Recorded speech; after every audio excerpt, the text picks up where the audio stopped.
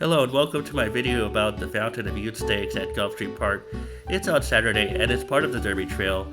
I want to talk about three specific horses: Dornoch, Speakeasy, and Locked. Now, Dornoch comes into this race off a minor layoff. He won the Remsen Stakes last December at Aqueduct, and he also broke his maiden by 6.5 lengths at Keeneland last October. He only won the Remsen by a nose, but if you watch the race, it's actually impressive because he pulled off fast fractions. You can see 46.97 for the half mile. This is a 9 furlong race, so 46.97 is actually a fast number. 111.56 for 6 furlongs, and he's being pressed by Bilal right here on the turn.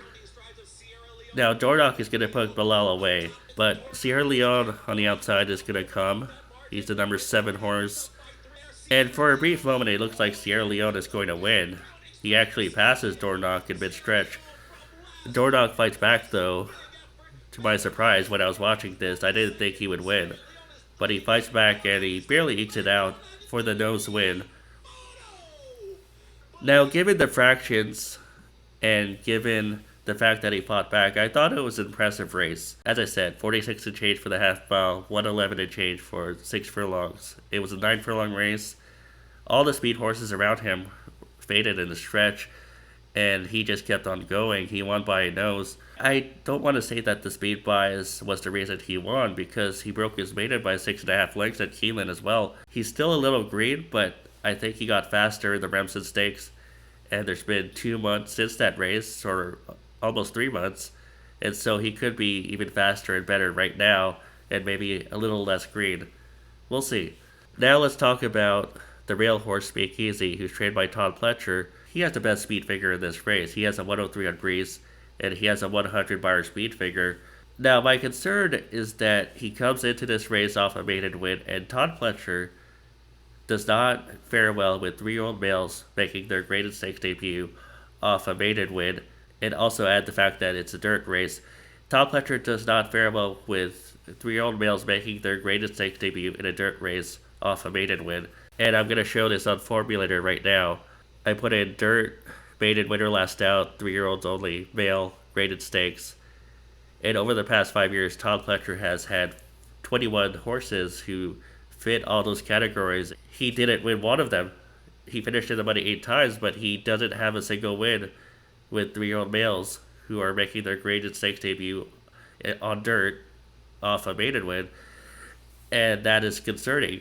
Now, is Speakeasy talented enough to overcome the trend? Sure, he is. He has the best speed figure, at least on Grease and DRF. Would I want to bet Speakeasy on top, though? No, I still think he's one of the major contenders, but I would rather put him in second. I want to talk about Pletcher's other entry, Locked. Now, Locked is a frustrating horse because I know he has a lot of talent, but he only makes his move towards the end. His best run comes towards the end. And not only do you see this in his races, but if you watch his morning workouts on XBTV, he always separates from his workmate at the end. For most of the work, he travels evenly with his workmate, and then his best ride comes towards the end, and then he separates. Now, you see this in his races. In the Breeders' Cup Juvenile, he was a closing third. In the Breeders' Futurity, he was a closing first. Let's watch the Breeders' Cup Juvenile and just see how he moves visually. We'll start from the mid-stretch, apparently. You can see Locked is on the way left side of the screen. But he's starting to come. He's going to pass those 3 horses to the left of him. The jockey does need to work on him a little bit, but he's coming now, and now he's really motoring. Towards the finish line, he's really moving well, and he passes Booth past the finish line. But the fact is, it was too late, and Fierceness was already so far ahead, and he didn't even catch Booth. But he is a talented horse, and he could have improved in the months since that race. My concern with Locked in this race is that there's a short stretch for a mile and 1/16 races, and that doesn't benefit closers at all. Because a closer would want the entire stretch to make his move, and if the stretch is short, if the finish line is at an earlier point than usual, it's not going to benefit him. And I also don't like the fact that he drew post 8 in a mile 1/16 race. They start the gate at a strange point on the turn. It really hurts the horses on the outside, especially in post 8 and onward. He's got the talent to overcome the obstacles, but I wouldn't want to bet him on top. I'll put him in second or third. If Speakeasy doesn't run in this race, then Lock will probably pick up the pieces for second.